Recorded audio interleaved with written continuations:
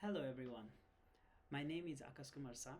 In this video, I will be presenting the analysis and then proposal based on a recent tourism related incident in Nepal.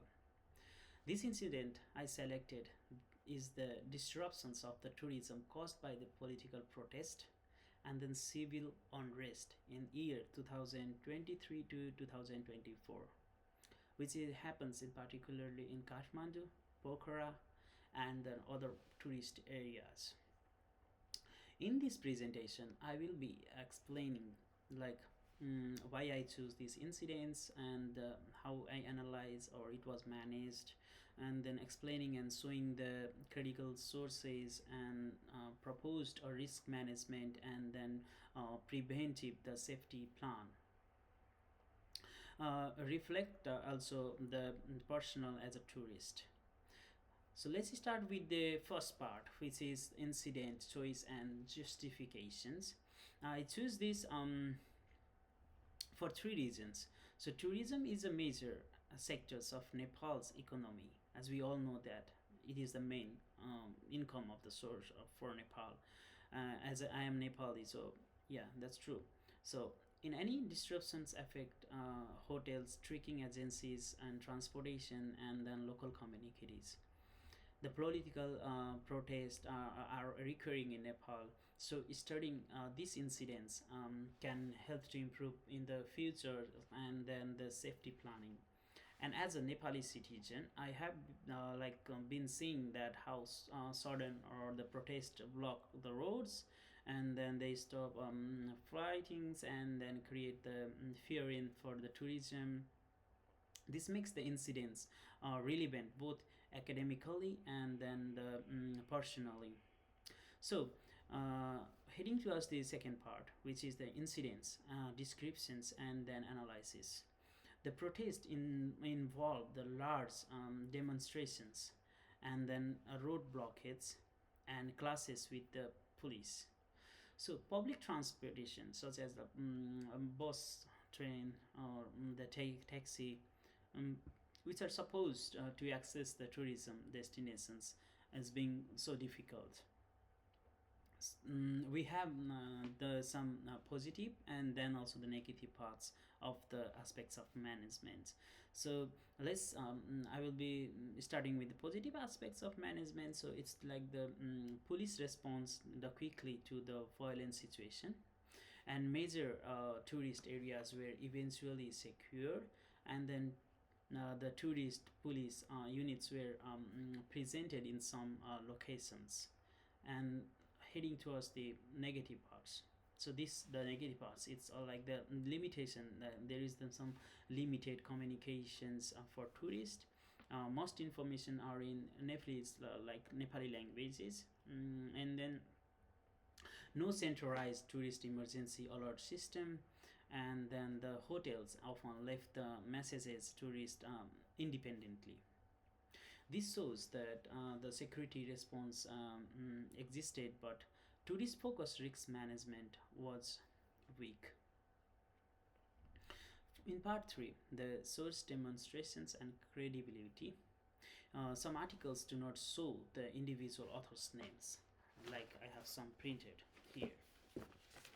These are the articles which I have printed, and these are published as a new room or staff reports.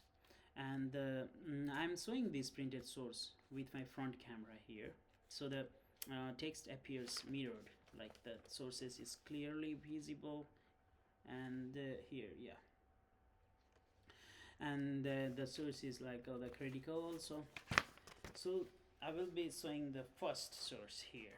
This is the Reuters here, the Reuters, you can see it here, yeah, the Reuters, yeah. And this is written by the Aftab and then Sunil Khatrai here. These Reuters like globally respect news agencies here. This is the news agencies, and it reports and then protests during the like the peak tourist seasons, and this is dropped by the 30% here, yeah. Here you can see this 30%, yeah. This the it's like drop in the visitor arrivals, And I use this source for my incident descriptions, like the incidents, yeah, descriptions. So this is the first. Now let's move to the second source. So here I have the second source, which is the tourism mail. Here it talks about the tourism sector is struggling with the post decline in the government. Yes, and I use like this is article highlights the losses of about 25 billions hotels and tourism due to the protest, and these sources show economic impact on sectors. Heading plus the like the source tree here is the tourism info Nepal. You can see it clearly here. Yeah, info. Yeah. So Nepal tourism industry reels from the protest amid government. So this source is from the tourism info Nepal, providing the local tourism data, industry responses, and I used to understand like the how authorities reached to the protest. And then yeah, here we have the next source. This is the business aids. This is the business aids here. You can see the tourist arrivals and then blogs in the Nepal after the Gen Z protest. This. So this source is from the tourism info. Tourism info here. This one. Oh, sorry. This is the like the business aids. Yeah. So business aids. So this article shows the decline in the tourist arrivals after the protest, supported by evaluation on the incident's impact. Here. And then here we have travel mall. This source is the travel mall, the international tourism perspectives. Here, yeah, travel mall here. Yeah, this one is about the Nepal tourism collapses followed by deadly classes. Here, this travel mall. Yeah, travel mall. So this source is from the travel mall, an international travel news platform also. So this it reports the collapse of Nepal tourism following the protest, and I did to show the international perspectives. Yeah. So these are the printed sources. Now moving towards the topics of the part 4. So the risk management and then perspective safety proposal.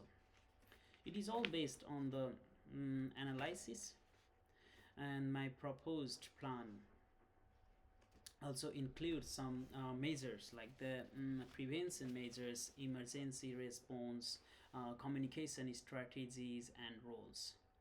So in the prevention measures here, the map protest the prone areas near tourist zones, regular safety, and then crisis training for hotels and tourism, the tourism staff, coordinations between the tourism authorities and then police. And in the emergency response areas, the tourist emergency hotline here, the tourist police presence in major hotels and attractions, clear evacuations, and then shelter guidelines. It's also in the communication strategy. It mentions about the emergency SMS alerts in English and other languages.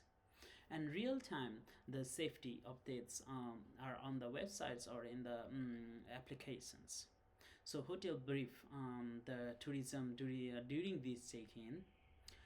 We have some roles also included here. So the roles in the tourism authorities, it explains about the communication and then coordinations. So in the communications and in the coordination, it's quite familiar to the previous the roles. And then police, which also controls the crowd, and then it protects the cities or town. So tourism businesses also supports and inform the sharing of those things. So now in the part 5, here we will be discussing about the discussing about the personal reflections. So if the strategies were implemented, I would feel much safer to visit Nepal as a tourist. But I don't need to be tourist. So I'm already a Nepali. So, but yeah, I would feel much safer visiting Nepal as a tourist. So clear communications and emergency alert reduces fear and confusion, and visible coordinations between the authorities and then police increases the trust in the destinations. As a Nepali citizens and a tourist, I believe these improvements would surely for would protect the visitors and then the tourist areas, and then it also preserve the Nepal's tourism image. So overall, in the conclusion part, I want to state that these incidents demonstrate the importance of tourist focused risk management, and then also preventive the safety planning for sustainable tourism in Nepal. Because the importance of the tourist is all about this, like in Nepal it's all totally depend on the tourist income. So if it's like safer, or if there are more coming of the tourist in our country, so it will be helping in the development of many sectors like the education, and also in the transportations or many more things. And as a here it mentioned like the safety planning. So yeah, for the safety also it will be more focused for the sustainable tourism. And hope these things will help the tourist to visit safer. Yes, so thank you for watching my presentation. Thank you so much.